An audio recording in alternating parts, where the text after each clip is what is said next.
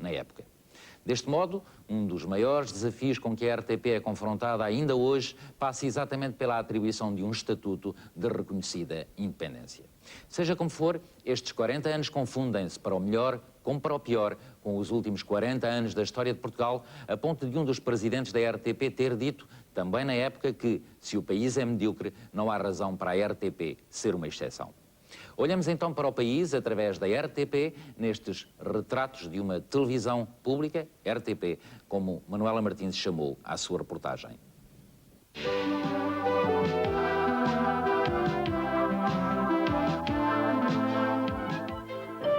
6 de outubro de 1992, a Sociedade Independente de Comunicação, SIC, arranca com as emissões.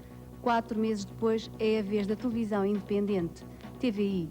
O aparecimento das televisões privadas põe fim a um monopólio de 36 anos em que a RTP reinou sozinha no ar.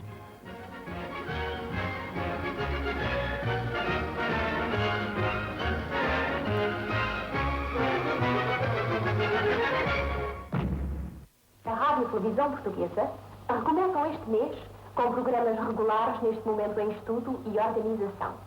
Por isso,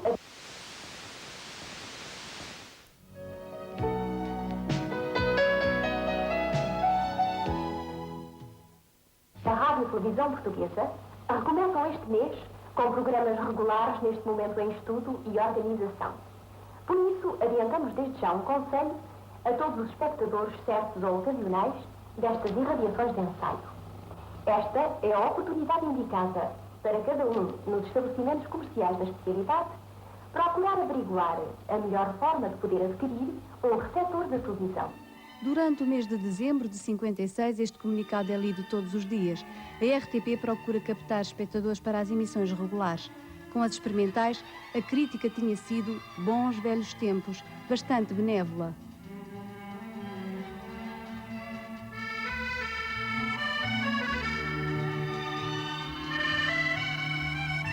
Ainda antes das emissões experimentais, um despacho do Ministro da Presidência, Marcelo Caetano, avisa que o alto custo do serviço de televisão não pode dispensar o pagamento de taxas por parte dos utentes.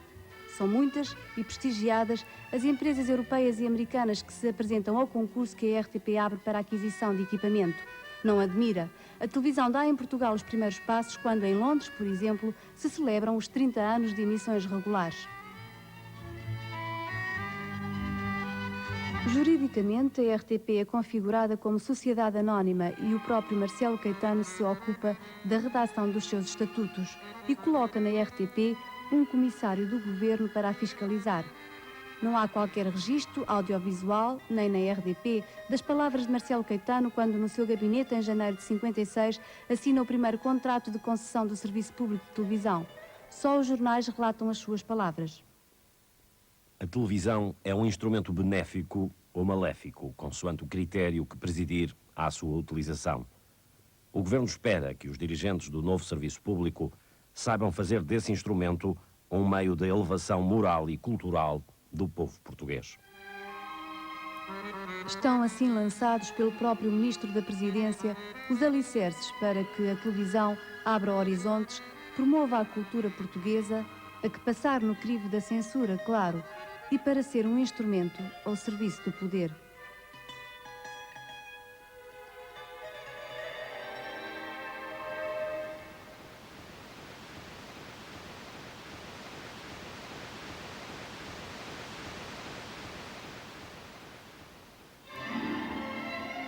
O marketing da RTP insiste num folheto de divulgação que a TV não é uma diversão apenas ao alcance de pessoas ricas, porque a taxa anual corresponde a menos de um escudo por dia e um aparelho não custa mais do que qualquer outro eletrodoméstico. A verdade é que 5.000 escudos não é um preço acessível a todas as bolsas e é em recintos públicos que as pessoas se juntam mais para ver televisão. Nesses tempos é aí e não nos lares de cada um que se medem as audiências.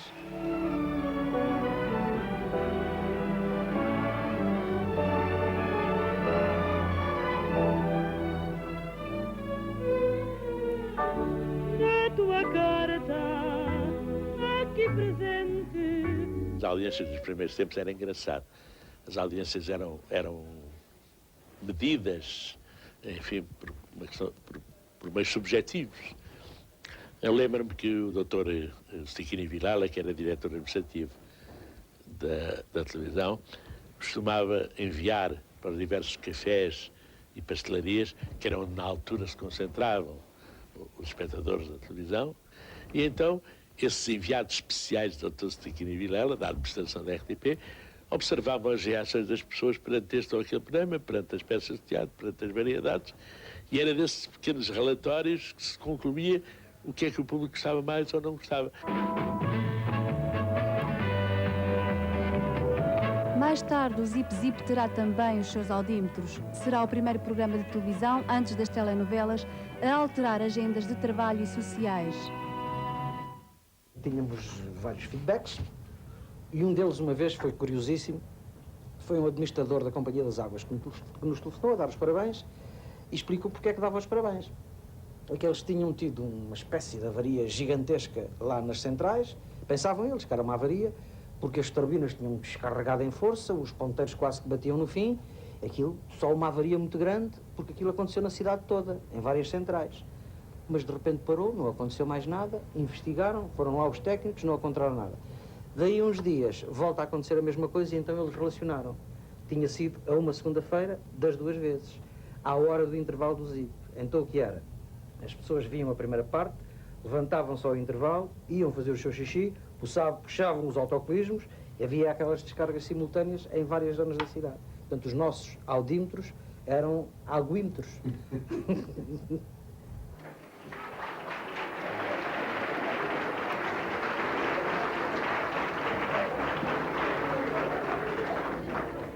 Meu avô contava que uma coisa muito bonita que havia em Portugal era a autoestrada de Lisboa a Vila Franca. E só é formidável, tudo progressa aqui, progressa. Não para, progressa. Que chato, hein? Para, progressa. Nós tínhamos permanentemente um censor sentado na plateia que tomava nota de tudo o que se passava, depois dava-nos a lista dos cortes. Felizmente que o programa chegou a ter uma tal força que nos permitia às vezes negociar esses cortes e cortamos isto, não cortamos aquilo. E chegou a alturas extremas em que disse cortam isto, não vai para o ar. Meus amigos, o ZIP faz hoje 50 anos. Começámos exatamente em maio de 1969, ainda a RTP, pioneira da televisão em Portugal, funcionava sozinha, a preto e branco, nos estúdios improvisados ali para os lados do antigo Lumiar. Começámos sem grandes ambições, até porque estávamos limitados pelas carências técnicas da televisão dessa época. Hoje, o que os pioneiros recordam não é a escassez de meios, mas sim uma época em que a RTP pedia mais à produção interna. 40 anos de RTP. Neste estúdio trabalhou muito. Trabalhávamos 24 horas por dia. Destruía-se o cenário da meia-noite até de manhã, construía-se outro, de manhã iluminava-se, à tarde ensaiava-se e à noite emitia-se. E à meia-noite entrava outra vez a carpintaria e a cenografia para fazer um novo cenário do dia seguinte. O Pedro Cru, que os mais velhos se lembram como sendo uma das grandes produções do princípio da RTP, teve uma das principais cenas filmadas aqui. E era aqui que se fazia a informação. Hoje é capaz de não chegar tudo isto para dar uma notícia.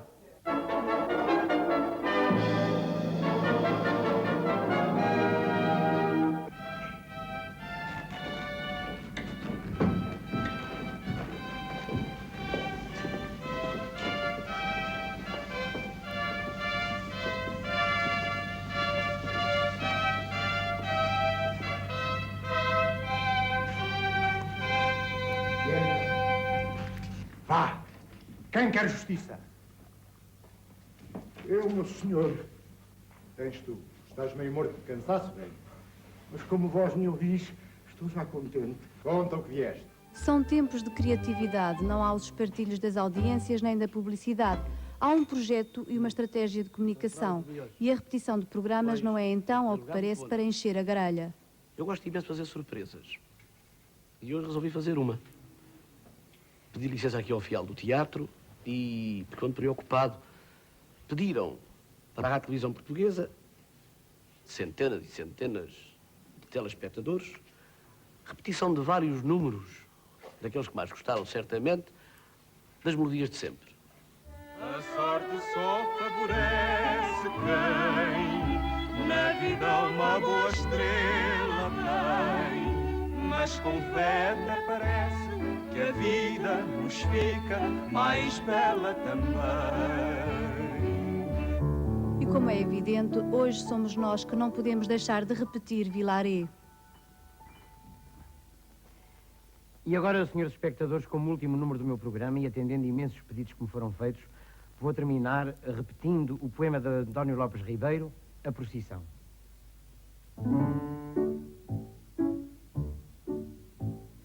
Tocam os sinos na torre da igreja, há rosmaninho e alecrim pelo chão. Na nossa aldeia, que Deus a proteja, vai passar a procissão.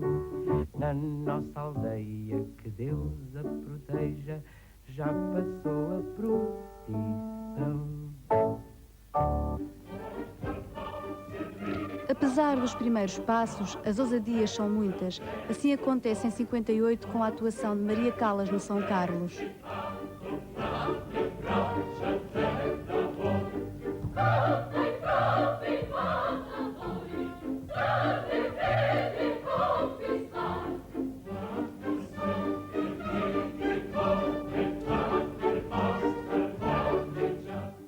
Com Maria Callas foi aquilo que se pode chamar uma emissão pirata. Não tínhamos autorização do Ministério da Educação para filmar no teatro e ela também não gostava de ser filmada. Mas com a cumplicidade do diretor do teatro lá conseguimos colocar uma câmara escondida no camarote da Presidência da República. E o Alexandre Gonçalves, que foi quem fez a captação de som, pendurou um microfone que subia e descia conforme as luzes se apagavam ou se acendiam.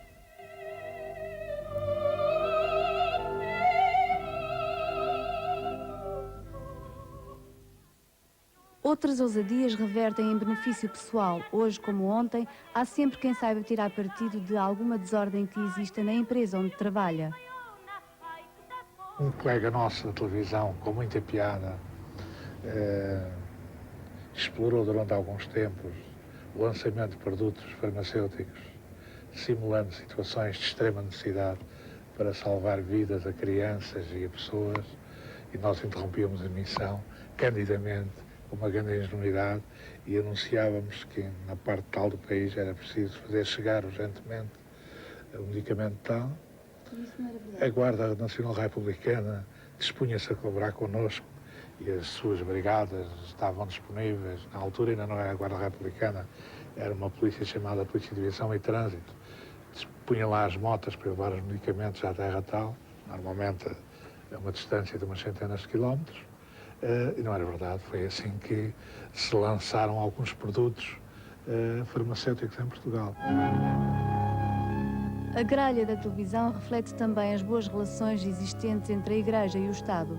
Assim o revela um documentário realizado no 8º aniversário da estação, onde se resumem os programas religiosos em antena. Naquele tempo, ocupou cerca de 30 emissões, muitas das quais apresentadas pelo cônego Bernardo Xavier Coutinho, da Diocese de Porto.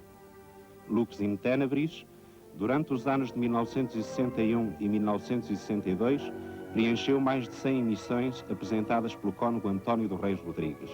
Amanhã é domingo, programa que existe desde 1963, conta 145 emissões, quase todas apresentadas pelo padre João de Sousa. Meditação já enumera 370 emissões, contadas a partir do começo de janeiro de 1964. O Dia do Senhor, programa de atualidades religiosas, começou a ser emitido no dia 5 de janeiro de 1964. Desde aí até ao presente, tem aparecido todos os domingos nos vossos televisores, excetuados os 2 meses de verão. Dom António Ribeiro revelou-se um excelente comunicador. A televisão retribui e ajuda a ordená-lo cardeal. Também o cardeal Cerejeira é visita frequente dos estúdios do Lumiar. A Rádio e a Televisão Portuguesa tem recebido frequentemente a honrosa visita de Sua Eminência o Sr. Cardeal Patriarca de Lisboa. Aqui proferiu Sua Eminência as mensagens natalícias dos últimos anos, mensagens que constituem outras tantas lições de mestre e de apóstolo.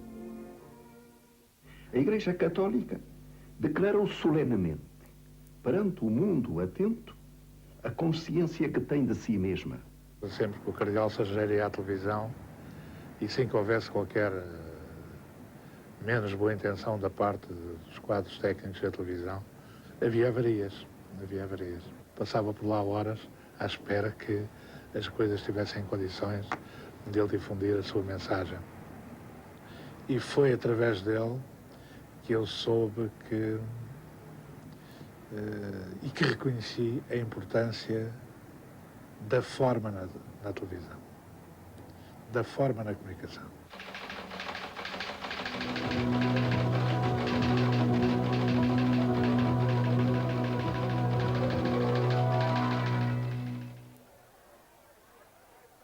Na informação reina o telejornal e nele a pátria, ou seja, a cobertura das agendas oficiosas que têm obrigatoriamente que ser peças de abertura e a política colonial.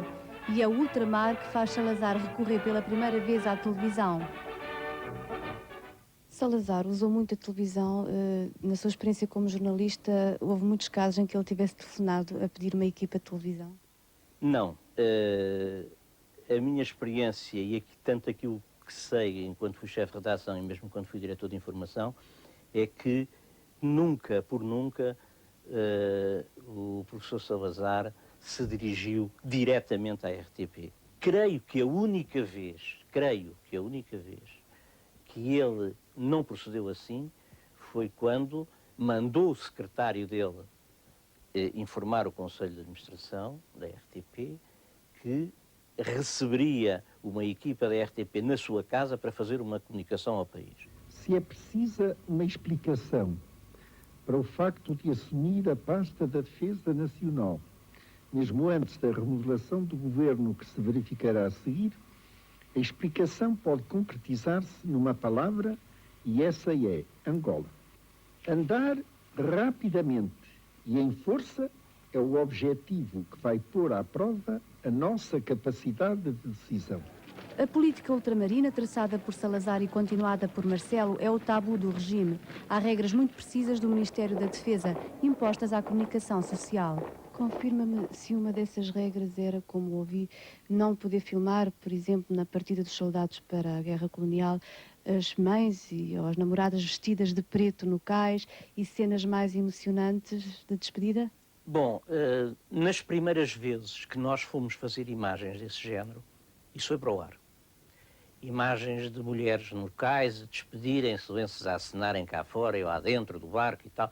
Esse clima um pouco emocional da partida das tropas, as primeiras que foram, foi feito.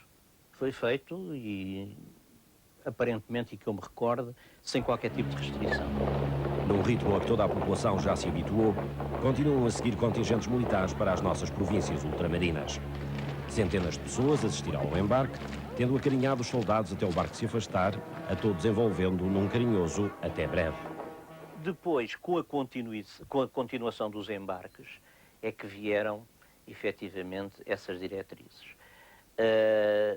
Foi sentido que, por essas entidades que emanavam esses documentos, pelo menos por elas, foi sentido que isso podia contribuir realmente para que o país tomasse uma atitude de anti-embarque, anti-ultramar, anti-qualquer coisa.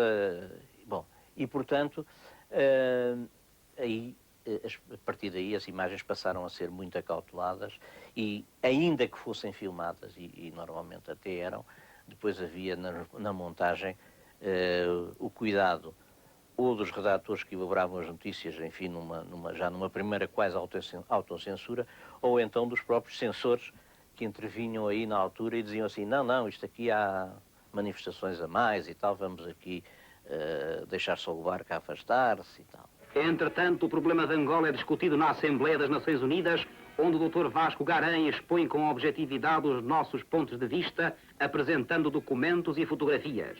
As críticas à política ultramarina, designadamente na ONU, têm um tratamento informativo discreto e são comentadas no telejornal através de editoriais de que não existem registros, pois são lidos em direto. Os homens da governação foram também a Angola como primeiros soldados. Eis o momento da chegada do professor Adriano Moreira e do coronel Caúza da Riaga. E as suas primeiras Estas visitas ministeriais são enquadradas com as crónicas dos enviados especiais do telejornal. José Mensurado é um deles. O homem das decisões imediatas. Na realidade, nunca existiu entre nós. Antes de qualquer outro aspecto, porventura importante, os bandos de terroristas visaram fundamentalmente o homem branco, fosse ele qual fosse. Toda a população de Angola assim o entendeu, assim o sentiu, e foi, portanto, normal, legítima até, a adoção de uma atitude paralela, defensiva, portanto, e nos mesmos termos, por parte, evidentemente, do branco em relação ao negro. Hoje abordaria o assunto da mesma maneira que abordou naquela altura? Quase porque houve a maioria das crónicas que eu fiz, devo dizer que eu acreditava naquilo que estava a dizer. Tenho que dizer isto com toda a clareza. Acreditava. Por exemplo, as reportagens que eu fiz com o professor Adriano Moreira, que era apologético ao máximo em relação à política que ele estava a desenvolver, em relação ao chamado ultramar, ao antigo ultramar, eu tinha que bater palmas. Palmas batem também em agosto de 63 os participantes na manifestação do Terreiro do Paço para apoiar a política colonial do governo. Este bloco humano falou com uma só voz. Para além dele, em todos os pontos desta nação repartida pelos continentes, a palavra de ordem foi a mesma. Tudo pela pátria. Portugal pode contar com os seus filhos. Ramiro Valadão, mais tarde presidente da RTP, é também cronista do telejornal enquanto diretor de informação do CNI. E quando nós, por exemplo, vemos, como eu vi, duas crianças brancas, uma de 8 e 9 anos, e essas vivas, essas não tinham morrido, mas quando vi essas duas crianças sem olhos, pois lhes tinham sido arrancados pelos terroristas, efetivamente não compreendemos, efetivamente não aceitamos e sentimos dentro de nós qualquer coisa de muito profundo quando ouvimos dizer que houve 3 ou 4 pessoas, que houve mais, ou de que tenha havido apenas uma que não sente na carne e no sangue a necessidade absoluta de defender de todas as maneiras Angola, a pátria portuguesa.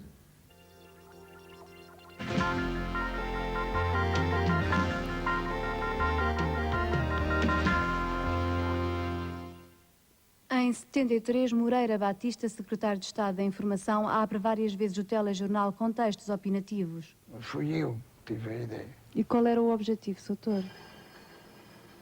Eram objetivos políticos. Não? Como? Objetivos políticos. Era de algum modo orientar a opinião pública? Orientar a opinião pública, ou pelo menos informá-la. Portanto, E o Dr. Marcelo Caetano também é a mesma coisa, aquelas conversas em família, fui eu que lhe pedi para ele fazer. Ah, foi o Soutor que lhe deu a ideia? Foi eu que lhe dei a ideia, não foi ele que teve a ideia.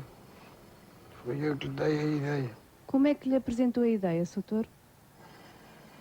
Que era indispensável informar o país, estar mais em contacto com o país e que, portanto, era o que ele devia fazer. Pareceu-me conveniente que, sobretudo no período que estamos a viver, houvesse possibilidade de contactos frequentes entre os que têm a responsabilidade do poder e o comum dos portugueses.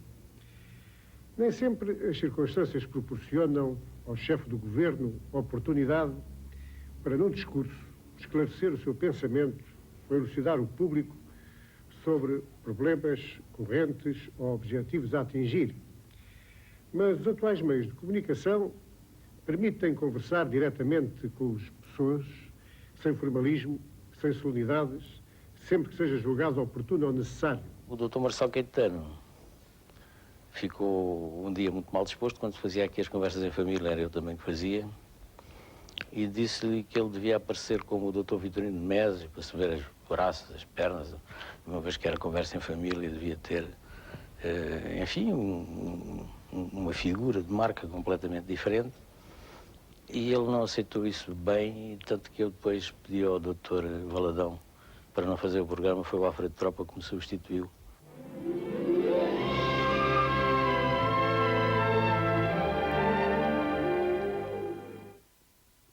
Não tenho muito boa consciência da minha fidelidade à intenção com que escolhi a rubrica destas palestras, se bem me lembro.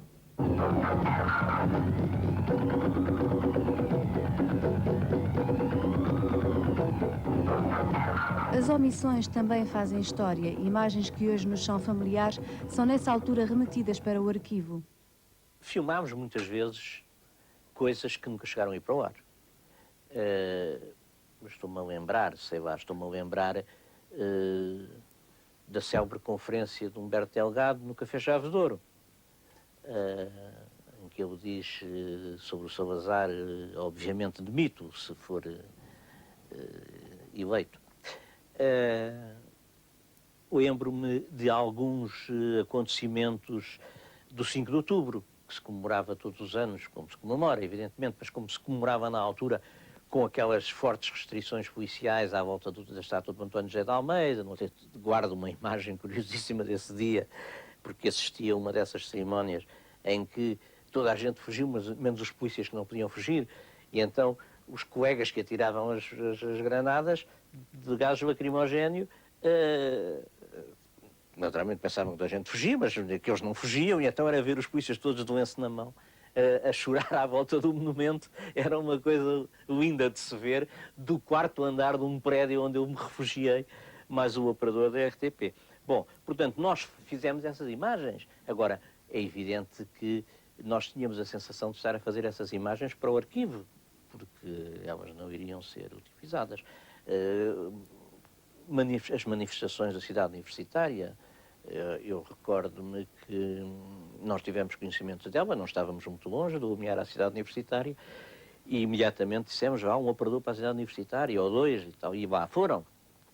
E lá voltaram com as suas bobinas impressas e tal, e a gente viu nas moviolas, mas, pronto, as coisas não puderam sair dali. Nos arquivos ficam também as imagens dos últimos 2 dias do Congresso da Oposição em Aveiro. A RTP silencia primeiro os incidentes com a polícia e, no dia seguinte, o vigor redobrado dos congressistas.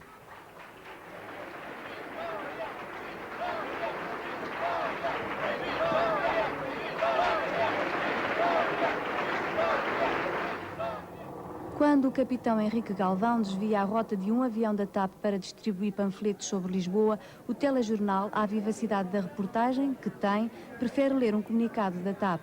Chegou a ver os assaltantes em Tanger? Em Tanger viu-os de sair do avião.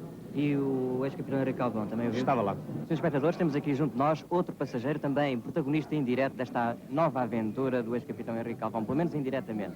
Chama-se, desculpe o seu nome? Luís Duarte. O mesmo acontece com imagens que a televisão recebe da Eurovisão. É o caso da declaração unilateral da independência da Guiné. Era impensável aquilo ir para o ar. Nós tivemos a noção de que era um acontecimento histórico, e está aí nos arquivos, pode-se ver perfeitamente. A primeira Assembleia Nacional da nossa história, exprimindo a vontade soberana do nosso povo, proclama solenemente o Estado da Guiné-Bissau. Com a Eurovisão, o Estado Novo descobre mais uma maneira de se servir da RTP. Algumas vezes, imagens dessas que estavam em arquivo eram solicitadas para ser vistas por pessoas ligadas ao governo, ou às Forças Armadas. Não poucas vezes pessoas dessa categoria foram à RTP ver imagens que nós recebíamos do estrangeiro e que não podíamos difundir, que nem eles autorizavam que difundíssemos, mas eles queriam ver. O papel do jornalista é muito limitado. Nessa altura, os nossos trabalhos, poucos iam acompanhados do jornalista. Portanto, nós chegávamos ao Ministério, dirigíamos, normalmente era o secretário do Ministro que vinha ter connosco, entregávamos o discurso já com as partes sublinhadas para gravar. As notícias são lidas por locutores e redigidas com base em telecos cortados pela censura.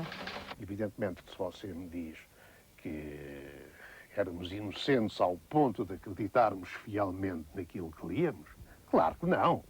E se havia pessoas bem informadas, éramos nós. Havia um pouco dessa autocensura, feita por cada um de nós. Éramos autolimitados, isso é verdade. Meia culpa.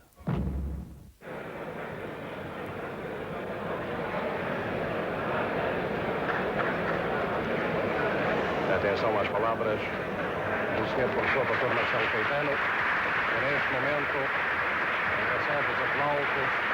Com Marcelo nasce uma esperança na primavera, mas o controle da informação aumenta, feito por um convicto marcelista.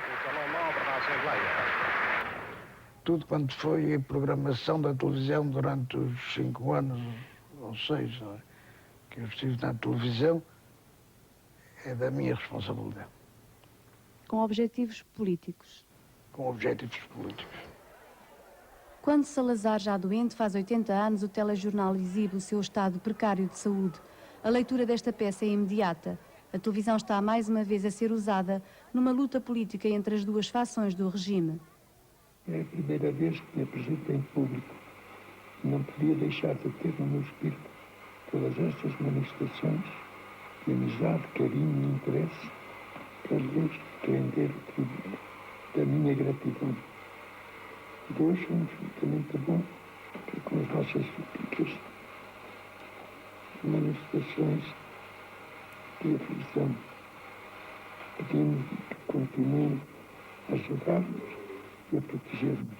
Segundo a minha opinião, ele estava liquidado, ele estava incapaz de dar uma entrevista à televisão. Foi um grupo de senhoras que era amiga do Dr. Salazar que me pediu para o Dr. Salazar ir lá. A guerra colonial é considerada por muitos a causa da estagnação do regime. É ela que faz surgir um dos primeiros serviços públicos prestados pela RTP. Lisboa, São Cristóvão, fala o soldado Fernando Jorge Gonçalves Teixeira. Adeus, até o meu regresso. Para Barbarido Freixal do Campo, fala o Ferreira Luciano Domingos, desejando a sua mulher, pais, irmãos, sogros, demais família, conterrâneos e amigos, votos Feliz Natal, próspero ano novo. Parabéns ao pai, felicidades para o bebê. Para Porto Alegre vai falar o primeiro cabo, João António Morato dos Santos. Para meus queridos pais, manos e a restante família, eu estou bem. Adeus, até breve. Para Lisboa, Belém, Mafra e Ericeira, fala o primeiro-sargento Hélder Correia. Para sua mulher e filha, sogros, irmãos, sobrinhos, restantes familiares e casais amigos, votos de um Feliz Natal e que o ano de 1974 seja para vós uma bênção. Adeus, até qualquer dia. O 25 de Abril põe fim à guerra colonial, mas as guerras na RTP vão continuar. Estas e outras novas guerras da RTP viriam a prolongar-se até o dia de hoje. É a segunda parte da reportagem, já a seguir.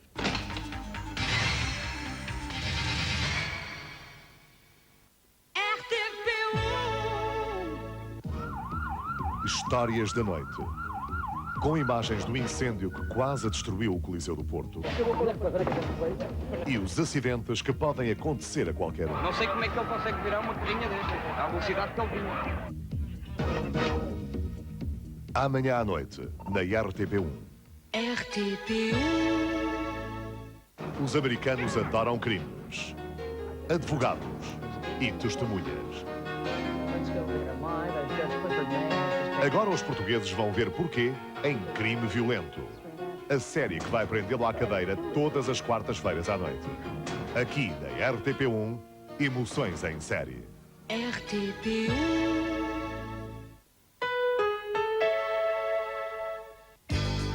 O que é preciso para fazer sucesso no dia-a-dia? É saber quais as coisas realmente importantes. Ser capaz de satisfazer os mais inesperados desejos e provocar os mais gratificantes elogios. Arroz Cigala.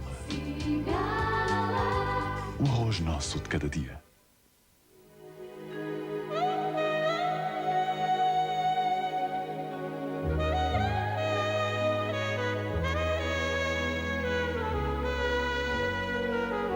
Tão natural como a sua sede. Quando vejo este corpo, amor, desatino, fico louco, amor. Fico cheio, muito cheio de paixão. Meu carinho não tem fim por mim. Eu adoro-me, enlouqueço, eu desejo-me tanto. Quero-me sempre assim. Eu não não posso mais viver sem mim. Se você gosta de si, use Canderel, o doce sabor sem calorias. Canderel, para quem ama o seu corpo. Tem aqui a sua chave. Despachem-se, não chegamos tarde. O automóvel está pronto. Ei, o que é isto? É o Berlingo, a nova forma da Citroën. Onde é que vais com isso? Nunca se sabe. Trouxemos tudo? Claro! Que conforto!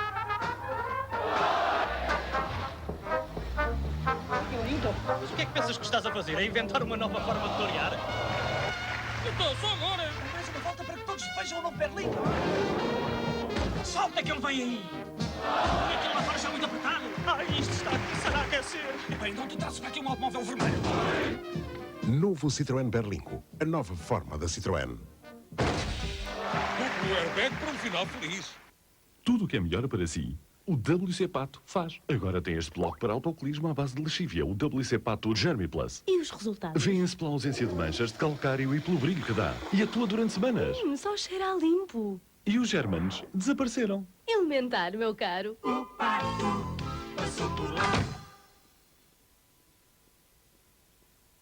Prepare-se para ver a nova propagação do som estéreo.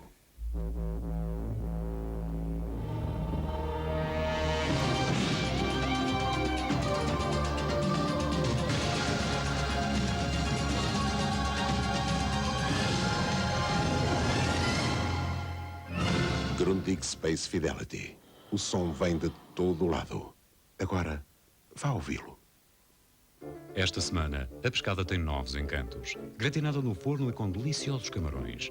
Tempera as postas de pescada Pingo Doce com sumo de limão, alho, sal, pimenta e cebolinho seco. Junte uma cebola, margarina e leva ao forno 25 minutos.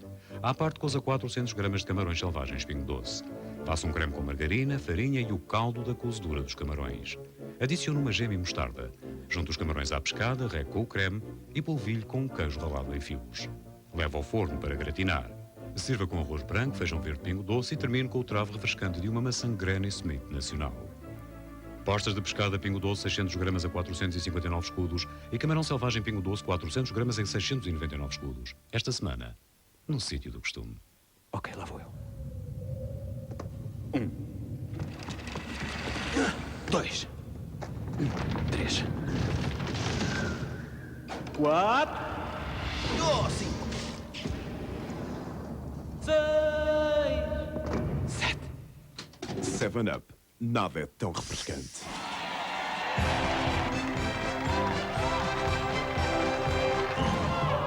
E tu, já chegaste ao nível 7? Que fazer quando um simples anti-rugas já não é suficiente? Escolher o melhor do progresso. Os laboratórios de L'Oréal criam Plenitude Revitalift. Tratamento anti-rugas mais firmeza, dupla performance. Com o Pro Retinol A, revitaliza as rugas em menos de 2 semanas.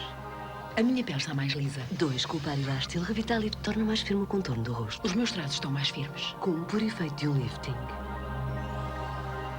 Plenitude Revitalift de L'Oréal retarda os efeitos do envelhecimento.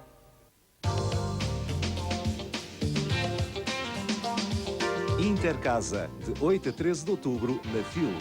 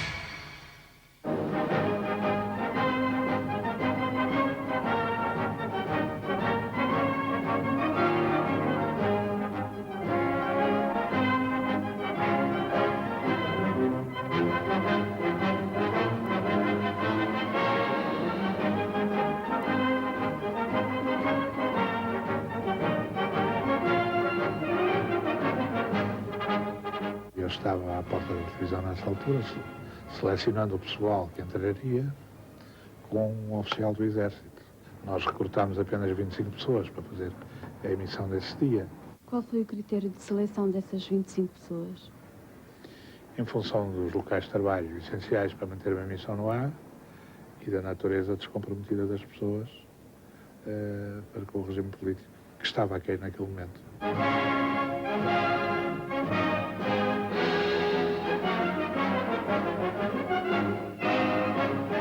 Garantir a liberdade de expressão e pensamento. 5 meses mais tarde, o já Presidente da República, General Spínola, considera que estes e outros valores do 25 de Abril estão a ser desvirtuados pelo MFA. Spínola tomava a iniciativa de provocar uma confrontação direta com o MFA e, para tanto, precisava que nesse dia ficasse claro o peso da sua força. Se a maioria estava ou não com Spínola, nunca se chegaria a saber. Arriscando uma jogada de antecipação, o PCP e forças a ele afetas, como o MDP e a Intersindical, demonstrando uma notável capacidade de mobilização e ação, tomavam a dianteira, levantavam barricadas, boicotavam de facto a manifestação e faziam na rua, contra Spínola, pelo MFA, a prova de força que era para ser de apoio ao Presidente. Spínola renuncia então em direto ao cargo de Presidente da República. Por fidelidade ao espírito do movimento e pelo respeito aos compromissos que assumi ao aceitar este cargo, não devo nem posso participar.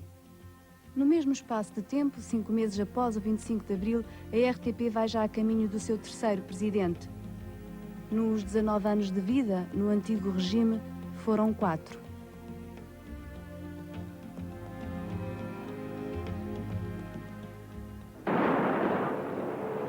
Com o 11 de março, demitem-se o presidente da RTP, Ramalhianos, e o diretor de informação. Ao fim da tarde, começou a circular o rumor de que eu e o jornal Lianos, na altura era o presidente da RTP, como se lembra, que estávamos envolvidos no 11 de março, que sabíamos perfeitamente o que estava a acontecer, que a prova disso é que eu até tinha mandado logo para lá uma equipa de reportagem. Quando cheguei ao telejornal, estava o Álvaro Guerra, hoje embaixador de Portugal no Conselho da Europa e na altura chefe de redação, aliás foi o jornalista que me convidou um mês antes para entrar no telejornal, a mim e ao Joaquim Furtado, e estava ele no telhado com outros jornalistas a tentar perceber o que é que se passava. Nessa altura vinha a entrar no pátio das velhas instalações da RTP o Adelino Gomes com uma equipa que vinha de serviço. E eu, para acelerar as coisas e para evitar toda aquela burocracia que não sei se ainda hoje existe na televisão, do preenche-guia, de assinatura, de autorização, de etc., do material, disse ao Adelino para fazer meia volta e para se dirigir para a zona de onde vinham os tiros e onde se ouviam os aviões. A primeira imagem, recordo-me, que vemos é de 2 paraquedistas cozidos à parede dos edifícios a progredirem. Espero que o meu camarada possa dar imagens aqui destes 3 soldados que estão junto deste edifício, portanto, a cerca de 150 metros do RAL 1. Vou ao aeroporto e quando vou aproximar-me da porta de entrada do aeroporto de Figo Maduro, que é o aeroporto militar, já tinham passado, isto eram 2 e tal da tarde, talvez 3 horas, vejo um grupo em formatura a avançar em direção ao Raulis, só que desta vez desarmado. Nós agora vamos ter ao Raul. A força do Raul vê estes tipos a avançarem, faz fogo e vai haver aqui um morticínio, ainda por cima estes tipos não vêm armados. Bom, e além disso nós também morremos. Então digo aos meus companheiros da RTP, vamos agora, deixemos-los, eles vêm a pé, nós vamos lá à frente, que é para avisarmos os fulanos do RAL 1 para não fazerem fogo.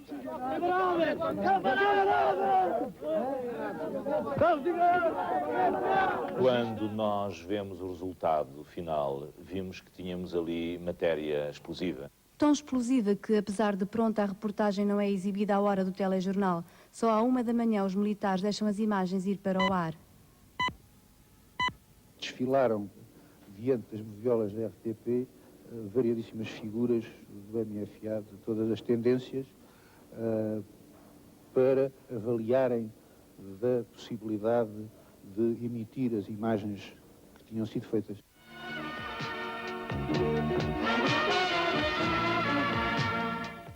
O Álvaro Guerra disse-nos, na redação, há dificuldades, eles não querem pôr no ar. E eu então lembro-me de ter ido, havia uns oficiais que eu conhecia bem, e chamei-o de lado e fiz-lhe uma pergunta, foi assim, vocês desculpem, o MFA ganhou esta guerra. A opinião pública está à espera. A televisão está em separadora, estava em separadora há não sei quanto tempo. Interlúdios, nunca mais acabavam os interlúdios na televisão. A opinião pública está alarmada. E eu não vejo nesta reportagem nada, mesmo do vosso ponto de vista militar, etc., possa impedir que isso vá para o ar. Eu não digo quem foi ele, mas ele dá-me uma explicação que eu achei espantosa e que ainda hoje é para mim um mistério do 11 de março. Diz-me o seguinte, você lembra-se do momento em que no diálogo entre o Diniz de Almeida e o capitão paraquedista, um pergunta ao outro, quem é que o mandou atacar? E ele diz, eu estou às ordens do chefe de Estado-Maior-General das Forças Armadas. E o outro responde, e eu recebi ordens do chefe de Estado-Maior-General das Forças Armadas para me defender. Eu disse, sim, eu realmente lembro-me disso. Então quem é o chefe de Estado-Maior-General das Forças Armadas? Então é o Presidente da República, é o General Costa Gomes. Então Costa Gomes dá ordens para atacar a uns e dá ordens para defender ao outro. E eu disse assim, isso ninguém vai reparar nisso. Eu recebi ordens para ocupar a vossa unidade. Mas de quem? Recebi ordens do meu comandante. Mas nós temos, como deve calcular, ordens do meu comandante também, para não deixar ocupar.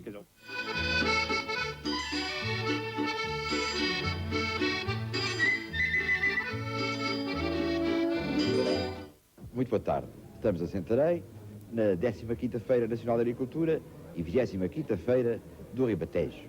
O TV Rural, que está há 31 anos no ar, comete a proeza de atravessar e sobreviver à reforma agrária, sem nunca falar nela, apesar das críticas.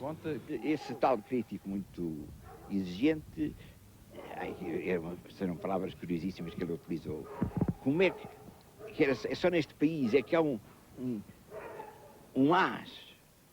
artista capaz de ignorar durante 3 anos a reforma agrária? Porque a reforma agrária fundamentou-se em princípios que nós, pelos livros, sabíamos que não tinham resultados nos lugares onde estavam a ser aplicados.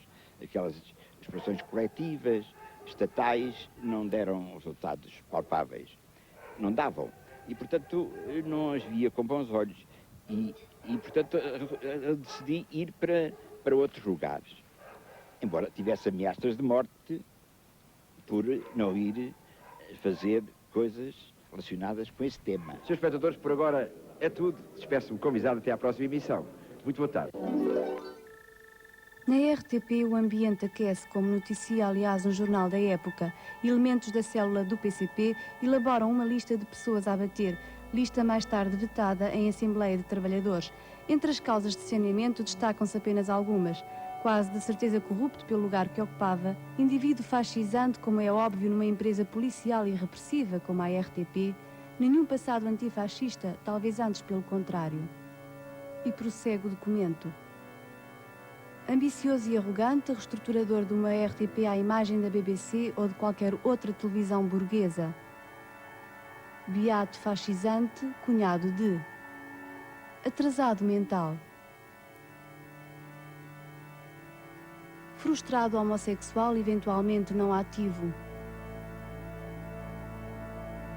Mulher de e sobrinha de, amante de, já saneado, burguesa fascista e casada com. De Soares Louro diz, homem bastante demagogo e inteligente, difícil de sanear.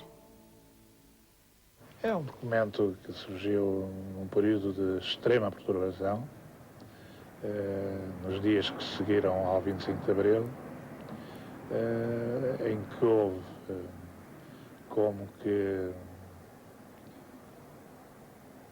uma tomada de assalto das pessoas por grupos ideológicos. E uns partiram para o PC, outros para o PS, outros para o PSD, outros eram monárquicos, etc, etc, e instrumentalizados pelos partidos políticos a que acabavam de aderir, travavam batalhas de vida ou de morte dentro da própria televisão. As pequenas batalhas que se travam na RTP são um reflexo das que se vivem no país. Ao ser transferida para o Porto a emissão da RTP, podia não se saber quem tinha ganho, mas via-se no ar quem tinha perdido. Eu estava aqui a minha intervenção estava a ser aqui perturbada pelos sinais dos técnicos. Eu acho que devemos entrar em casa das pessoas, naturalmente. Não é verdade? Perturbada no sentido de elucidação, talvez. Exatamente, porque tecnicamente eu não posso continuar a falar e eu continuaria porque gostava de desenvolver este tema e até para explicar melhor qual é a nossa posição e o que é que nos trouxe aqui. Está certo? Não sei realmente qual é o pormenor técnico que neste momento pode limitar. Quando eu vim para esse mundo. Chegam, entretanto, a Portugal as telenovelas brasileiras. Vai chegar tempo de pegar em tempo. Final de feira, legumes baratos, meninos mulatos enrolam nos trapos os restos do prato que o dia a dia deixou pelo chão.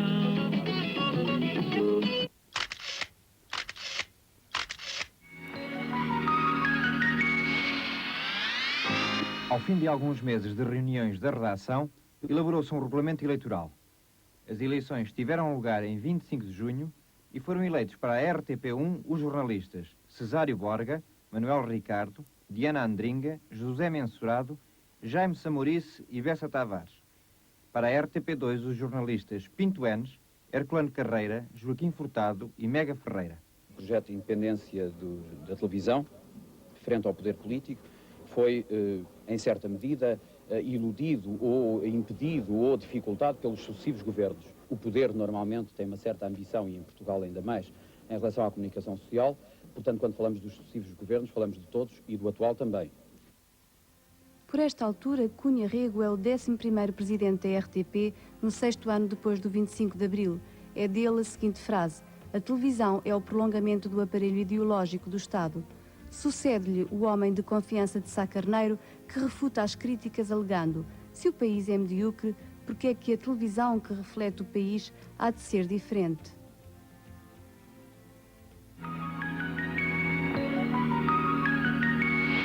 A informação com Hernani Santos. Foi conseguido, porventura, o estabelecimento de novas regras entre a profissão e os protagonistas das notícias, dos acontecimentos. Havia uma grande passividade, em alguns casos, algum medo até, penso eu, de desafiar os políticos, as figuras públicas de então, fossem militares na área do Conselho da Revolução, fossem na área dos partidos, do governo, etc. Uma coisa que nos irritava bastante era que os políticos normalmente eram prolixos nas respostas. Nós perguntávamos: isto é branco ou é preto? E eles diziam, ainda hoje dizem, mas na altura diziam ainda mais. Começavam por contar a teoria das cores. A Informação 2 quebra constrangimentos e afirma-se com irreverência. Rapidamente é empurrada para a agonia. Esta situação não era desejável no contexto político daquele momento. E, portanto, eu compreendo perfeitamente que o Dr. Proença de Carvalho tenha feito o papel que estava a desempenhar e que tenha acabado, tenha dado a machadada final num serviço de informação que era, sobretudo, independente. Nessa altura, toda a equipa do segundo canal foi Porquê é que foi afastada? Talvez perguntar ao Dr. Proença de Carvalho. O Sr. é acusado de ter aniquilado a Informação 2. Porquê é que o fez? Não sei. Questões políticas? Não.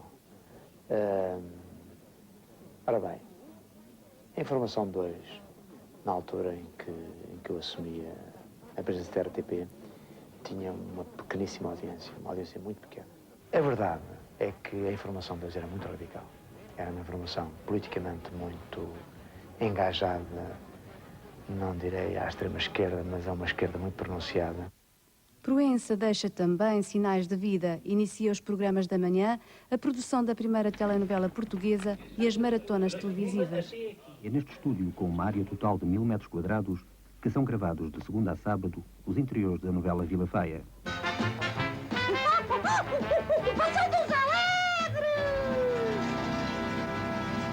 É aqui que se lançam muitas estrelas, como é o caso de Hermano José. Há uma televisão que faz história e há outra que é de consumir e deitar fora, não é?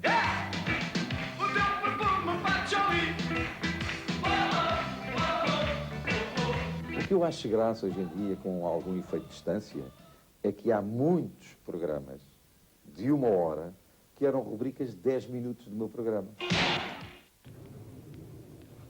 Eu, abaixo assinado, afirmo solenemente pela minha honra que cumprirei com lealdade as funções que me são confiadas.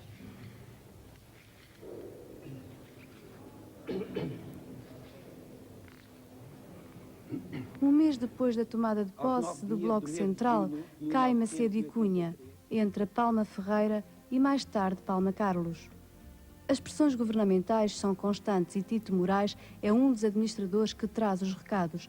É o caso de uma reportagem sobre a fome em Setúbal. Tito Moraes informa que o Dr. Mário Soares não gostou nada da reportagem e que reportagens como esta põem o governo em causa e deixam mal a televisão.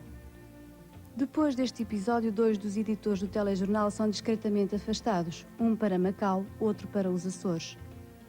Outro episódio, este com o ministro que pressiona o jornalista para que a entrevista que lhe concede seja exibida na íntegra no telejornal. Perante as reticências, liga imediatamente para Palma Ferreira. Senhor Presidente, não admito que venha um jornalista dar-me lições do que é objetividade e liberdade de informação. Se houver qualquer alteração àquilo que eu disser, sou obrigada publicamente a denunciar a questão. Peço-lhe o favor de dizer claramente ao senhor jornalista que respeita as regras deontológicas. Eu vou passar o telefone. Faz favor. Está. Boa tarde, Sr. Presidente. Passa-se o seguinte. O Sr. Ministro queria que eu aqui, perante ele, me comprometesse a meter no ar o tempo total da entrevista. Claro que eu, como jornalista, não posso comprometer, não é? É, portanto, isto. Na redação, o diretor de informação determina a transmissão na íntegra da entrevista.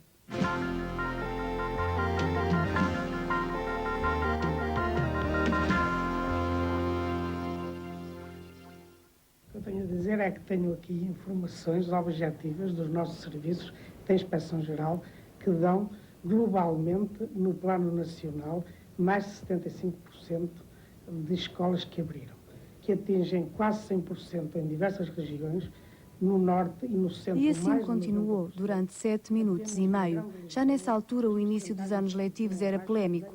O pivô do telejornal, que não concorda com a transmissão da entrevista, só depois de ela terminada diz: "Boa noite, este é o telejornal."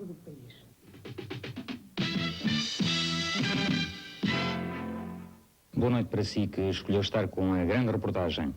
O espaço Grande Reportagem é dos mais torpedeados pelo Bloco Central. O dossiê de Timor.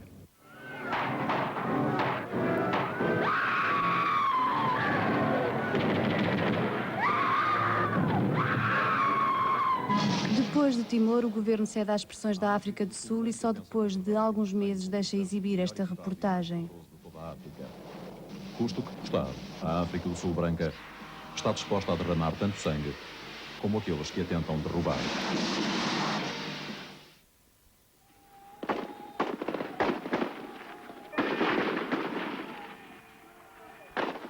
O dossiê UNITA demora 6 meses a ir para o ar. A administração cede às pressões do governo e suspende a exibição do programa invocando razões de ordem técnica.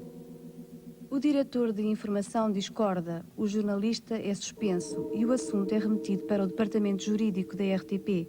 É a primeira queixa apresentada pelos jornalistas ao recém-criado Conselho de Imprensa. Numa entrevista ao Expresso, Mário Soares confessa a sua surpresa. E a reportagem só é exibida porque o Conselho de Imprensa o ordena. Nos termos da Lei 23/83, por determinação e sob responsabilidade do Conselho de Comunicação Social, o espaço de programação que se segue será preenchido com o programa denominado Agita, a Guerra dos Robinsons. 46 anos de idade. Economista. Senhor Presidente da República, senhoras e senhores. Um mês depois cai Palma Carlos, entra Coelho Ribeiro. Muniz, afastado pelo Bloco Central, regressa em força e com ele o grande protagonismo dos jornalistas na gestão da RTP. Faz muitas encomendas a produtoras externas que, até adquirirem um património sólido, usam os meios técnicos e humanos da RTP, situação legalizada, aliás, pelos contratos firmados. Há 2 anos, o próprio Muniz rescinde o contrato de trabalho com a RTP, que passa a ser cliente da sua produtora. O seu percurso dentro da televisão faz história. Sobrevive em postos de chefia a 9 governos e 12 administrações. Ao fim de 15 dias de contactos, percebe-se que não está disponível para a entrevista solicitada. Na próxima semana teremos aqui o Presidente da República, Dr. Mário Soares. Boa noite, até para a semana. O Presidente da República critica a RTP em mensagem dirigida ao Parlamento. Muniz protagoniza também o célebre episódio de responder em antena às críticas do Presidente da República à informação da televisão. O Presidente da República acusa os telejornais de manipulação e de incoerência nos critérios jornalísticos. Muitos esqueceram rapidamente que os seus telhados estão cobertos de vidros.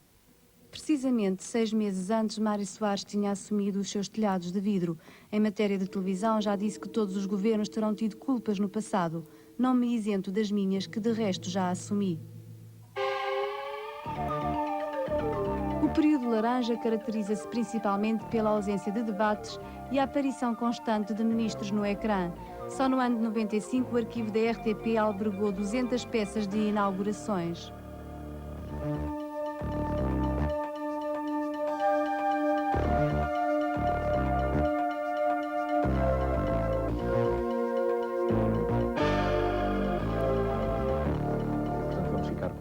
Primeiro e segundo canal. Contrariando o que se passa em toda a Europa, em que, com exceção de Espanha, uma das fontes de financiamento das televisões públicas continua a ser a taxa, Cavaco Silva dá-lhe o golpe final. Para a televisão privada, o governo vai extinguir a taxa de televisão. O que significa que em 1991 os portugueses já não vão pagar os 3,5 de taxa de televisão. Significa também que a RTP passa a depender 100% da publicidade para financiar a sua programação. As indemnizações compensatórias apenas pagam serviços pontuais como a RTPI, as delegações e outras alíneas do serviço público. A seguir, o governo impõe à RTP a venda por 5 milhões de contos dos seus emissores. Cavaco não pode ser mais explícito. A televisão tem que ter pernas para andar sozinha, sem grandes subsídios do Estado e aguentar a concorrência dos outros. Hoje, ao pedido de entrevista, Cavaco Silva responde com uma agenda sobrecarregada, fica para uma próxima oportunidade. Marques Mendes responde que nada tem a ver com a extinção da taxa. Isso foi no tempo do seu colega Couto dos Santos. Couto dos Santos responde não querer pronunciar-se sobre nada que tenha a ver com a sua vida política. A RTP, que se prepara para a concorrência das privadas à Informação 2, é, ao fim de 3 anos, rapidamente ultrapassada pela SIC nas audiências. A outra TV. Esta, para roubar e fidelizar audiências, usa uma receita que já fez sucesso na RTP, as telenovelas da sua acionista, a TV Globo. Nesta guerra de televisões, a SIC apresenta uma queixa à Comissão Europeia por causa das indemnizações compensatórias que o Estado dá à televisão. A RTP acaba de ganhar. L'aide que cette chaîne reçoit de l'autorité publique n'est pas démesurée, c'est-à-dire il n'y a qu'une compensation pour les obligations que l'État lui impose. O governo Rosa pretende agora alterar o contrato de concessão do Estado com a RTP, dar-lhe mais dinheiro que pague parte da sua programação. O senhor tinha ideias muito definidas sobre o que devia ser o Serviço Público de Televisão. Por que é que está a demorar, então, quase um ano a concretizar quais vão ser, de facto, as fontes de financiamento da RTP? Porque fazer um novo contrato de concessão é uma tarefa de grande responsabilidade, porque estão em causa questões da concorrência, estão em causa questões que têm a ver com as normas comunitárias, está em causa também saber o que é possível pedir a uma estação de televisão de serviço público no quadro atual da sua situação económica ou financeira, como toda a gente sabe, não é brilhante, mas mais vale levar um pouco mais de tempo e fazer uma obra bem feita do que fazer um contrato precipitado. E quando é que prevê que venha a ser assinado? Eu penso que dentro de poucas semanas ou 1 ou 2 meses estará esse contrato assinado. De acordo com os estatutos das sociedades anónimas, as administrações são eleitas pelos acionistas. Só que na RTP o único acionista é o Estado. O PS também promete desgovernamentalizar. O PS tem sido acusado de, quando esteve no governo, interferir muito na comunicação social. É por estar arrependido dessa atitude que o PS agora está a tentar tomar uma atitude diferente em relação à comunicação social? É por estar arrependido e por ter reparado que todos os governos no passado, os do PS como dos outros partidos, tiveram muitas vezes a tentação de interferir excessivamente ou interferir mesmo na programação e na informação da RTP. Em que sentido é que vão ser alterados os estatutos da RTP? No sentido de que o Conselho de Administração será maioritariamente eleito no Conselho de Opinião e não pelo Governo. Manuela Morgado foi a única mulher a presidir a uma administração da RTP, nomeada pelo governo cor-de-rosa, que meses depois aceita a sua demissão. Ao pedido de entrevista, responde que não quer falar do que se passou para não prejudicar o trabalho em curso. Hoje, a RTP continua dispersa por várias instalações. Neste edifício, que era para ser um hotel, só em elevadores gasta por ano 8.000 contos.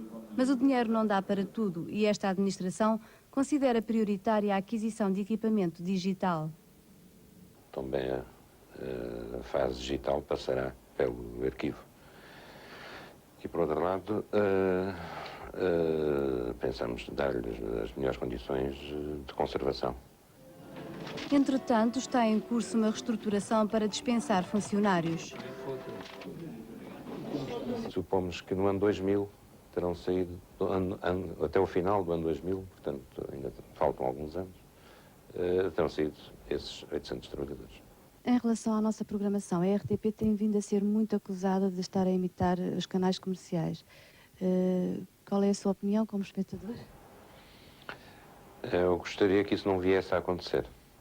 Como Presidente do Conselho de Administração da RTP, gostaria que isso não viesse a acontecer e confio que a Direção de Programas, tendo em conta que a RTP é considerada um serviço público de televisão, nunca enverede por esse caminho. Atarefado com a nova grelha, o diretor de Programas e Informação não satisfez o nosso pedido de entrevista. Talvez daqui a umas décadas, todos os protagonistas da vida mais recente da RTP, que desta vez não quiseram falar, estejam então dispostos a contar histórias que fizeram história.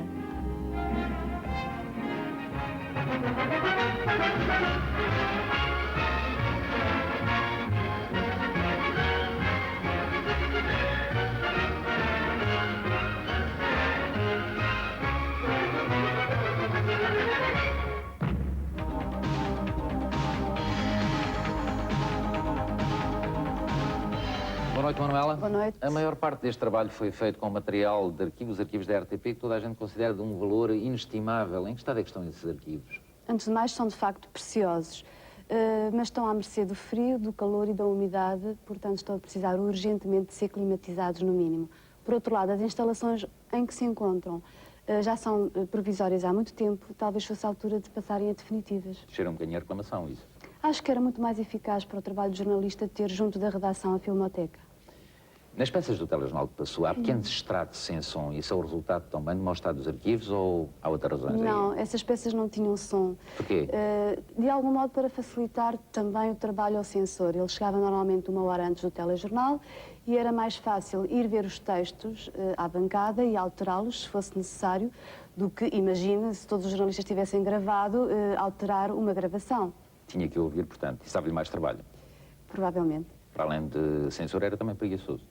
Os censores são sempre figuras antipáticas e com alguns defeitos. Estou inteiramente de acordo consigo. Muito obrigado, Sr. Manuel. Nos dias que correm, nenhum de nós está ao abrigo de um acidente ou de um atentado lançado contra terceiras, pessoas ou instituições na rua, nos estádios de futebol e até nas escolas. Que destino espera essas vítimas inocentes e as famílias delas? É a nossa próxima grande reportagem da autoria do jornalista Samuel Costa. Boa noite para si, uma boa semana e até domingo.